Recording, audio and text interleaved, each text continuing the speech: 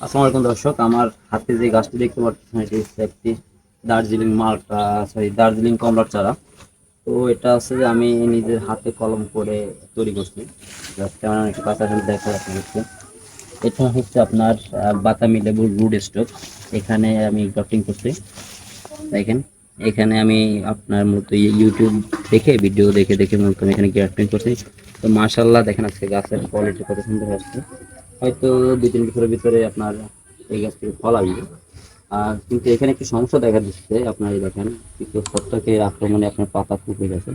তো এখানে হচ্ছে ম্যানগ্রোভের ছত্রাকনাশক স্প্রে করে দিলে এগুলো ঠিক হয়ে যাবে। তো দর্শক, এটাই ছিল মূলত আজকে আমার কমলা গাছের আপডেট। আর এই গাছটা মূলত অনেক শখ করে আমি তৈরি করছি।